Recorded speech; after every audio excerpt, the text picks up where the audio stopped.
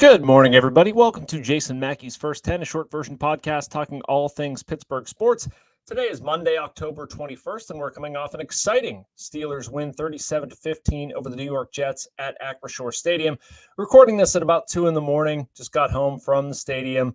So going to talk about, the game, right? A lot to get into after this one. Going to talk a little Russell Wilson, Najee Harris, George Pickens.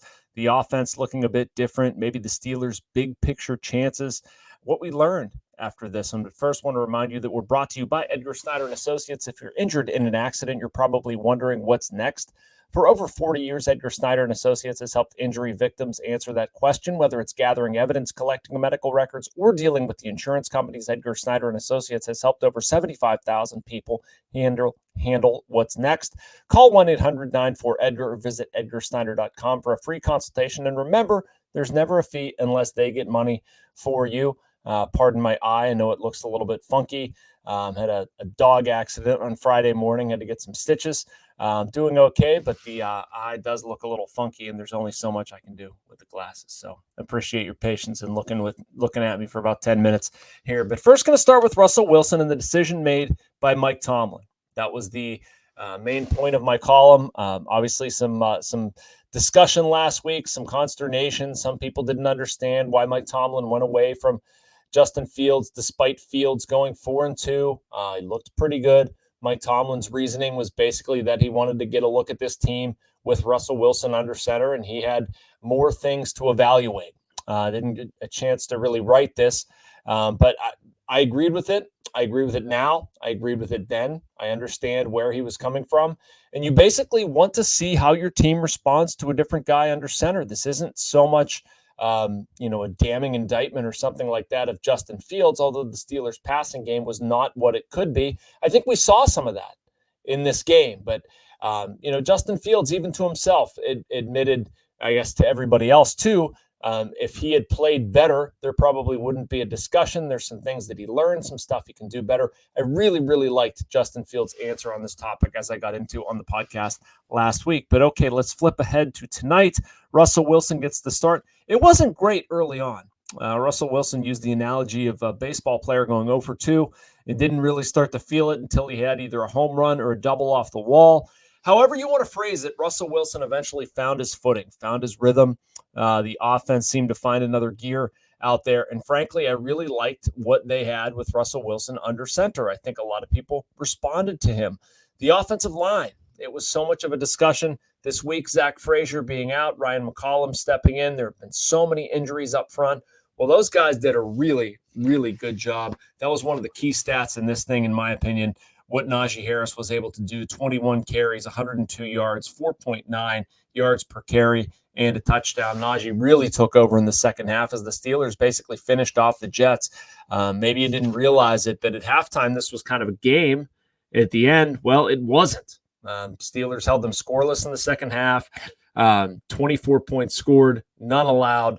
Steelers really took over the game and out-physicaled the Jets. That was extremely impressive. 2 straight weeks over 100 yards for Najee Harris. And to me, a very important element of this offense, getting him established, doing the things that he did against the Jets. And if he's running like this is a different type of Najee Harris runner. Early in the season, there was a lot of talk about him maybe not hitting the hole as quickly as anybody would like, or not being an effective runner for this offense. We can probably throw that aside. Honestly, the way he's run the past 2 weeks, they've been outstanding.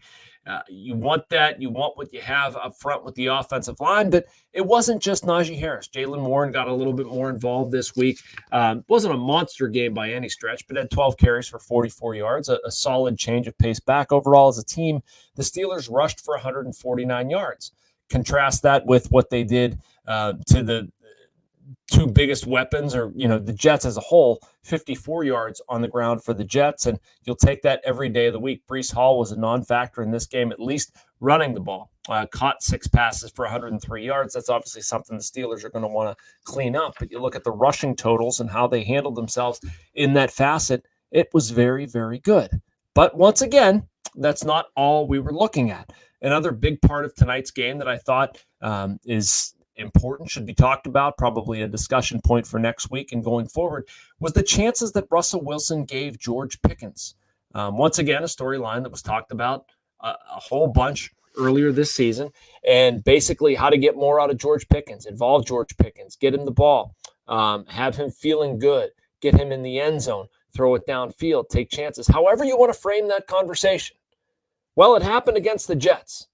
Russell Wilson gave George Pickens several chances to make plays downfield, and his wide receiver rewarded that faith, caught a ball off a guy's helmet, caught his first touchdown of the season.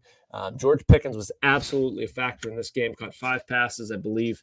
I have the game sheet in front of me here for 111 yards, 22.2 average. That was on 9 targets. George Pickens was a huge factor in this one, and maybe my biggest takeaway is just how different things are for George Pickens with Russell Wilson versus Najee Harris. There's a whole bunch more I want to get into. First, I want to take a short break and with a 30-second message from our wonderful friends at the Bradenton Area Convention and Visitors Bureau.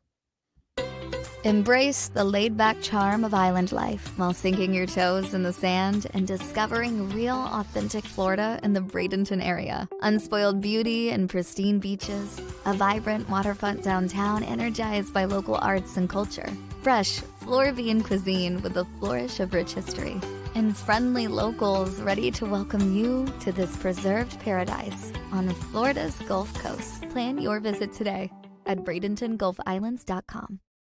And welcome back to First 10. I'm your host, Jason Mackey. We're here middle of the morning, about 10 minutes, usually talking all things Pittsburgh sports, although after a Steelers game, we're going to talk a lot about that. In the meantime, what a boring World Series. Just a bit of a sideways topic there, but kind of makes me nuts with the Dodgers and the Yankees. Congratulations on spending a whole bunch of money. And Penguins-wise, a little worried about their situation, losing in Winnipeg, giving up a half dozen goals, and that magical game with Sidney Crosby and Evgeny Malkin reaching milestones that feels miles and miles away. But the takeaway tonight, the big thing we're talking about here is Russell Wilson and everything that he added to the Steelers offense. Again, it's the correct decision by Mike Tomlin. This offense, in my opinion, performed a whole lot better with Russell Wilson. I really liked what I saw. Even subtle things like involving tight ends. Pat Freiermuth had a great one-handed catch, finished with 2 receptions for 51 yards. Darnell Washington was a bit of a factor, 4 catches for 36 yards. We're talking about check down options. Van Jefferson got into the end zone with a touchdown. These are things that, again, it's not necessarily to fault Justin Fields because he's doing things that play to his strength. Usually he's not working through his entire progressions. He's tucking the ball and running because he can. Russell Wilson stays in there a little bit more, and he's involving other guys. That's something that Mike Tomlin talked about after the game, that he thought that Russell Wilson really distributed the ball well, would certainly agree with that. And, he involved a lot of different receivers, 7 in total, and you saw a few different guys have some big catches. Even Calvin Austin late had a 36-yarder that I thought was pretty impressive. And after a slow start, this offense got going, finished 5 for 14 on third down, which is a pretty respectable clip. Maybe you'd like it to be a little bit higher than 35.7%, but it was good enough. And again, the Steelers just kept with it. They wore the Jets down. And I don't totally know what to make of the Jets. A lot of preseason hype around this team. They just traded for Devontae Adams. He was supposed to be a big factor, ended up catching 3 balls for 30 yards. It's not huge. The Steelers showed that they could get pressure on Rodgers. They didn't really, get enough for it to be reflected in the sack numbers, but they put pressure on him. He gets rid of the ball quickly. He got rid of the ball quicker tonight than I think he would have wanted to. Finished 24 of 39 for 276 yards and a touchdown. They did enough. Once again, you got Alex Highsmith back. He played a limited number of snaps. I think he's going to contribute more in the weeks ahead, but him and TJ Watt on the outside, the defense continued to assert itself. I guess you could say they gave up a little bit early on, but nothing really to be too concerned about. I thought this was a solid performance, especially as I mentioned earlier, shutting down the running game for the Jets. Very important. But all in all, the Steelers are 5-2. And the trajectory of the Steelers led several players to talk about feeling like there's still more out there, that they can reach another level. That was something Russell Wilson said like 4 or 5 times in his post-game comments, that he feels like they can still get better and there's a whole nother level for this offense to reach. Najee Harris talked about the offense feeling like it was peaking early compared to other things that he's experienced in Pittsburgh. And I would agree with that. But again, I don't think they've put it all together yet. There's still more, secondary receivers to utilize. Could probably utilize play action a little bit more. I'll be curious when they do get a package of plays for Justin Fields. And if you get the defense contributing the way they did, Beanie Bishop was the big guy there. 2 interceptions, his first 2, which I thought was an excellent bounce back performance after the Raiders kind of picked on him. You've got a really nice package of things in the AFC right now. I mean, you look at the Chiefs, they're obviously going to be there. You look at the Texans, they're probably going to be there. The Ravens, the Bills, all right. I mean, the Steelers are right in that conversation, though.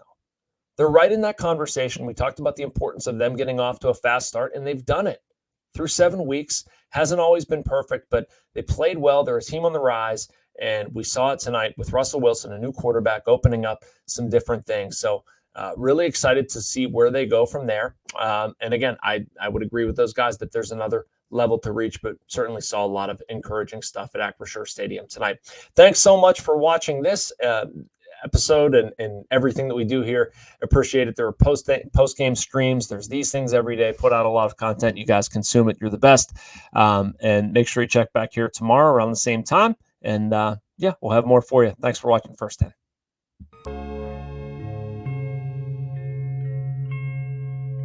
Thank you for checking out this content from Post-Gazette Sports. If you watch this video on YouTube, please like the video and subscribe to our channel. For all of the sports coverage the Post-Gazette has to offer, visit post-gazette.com.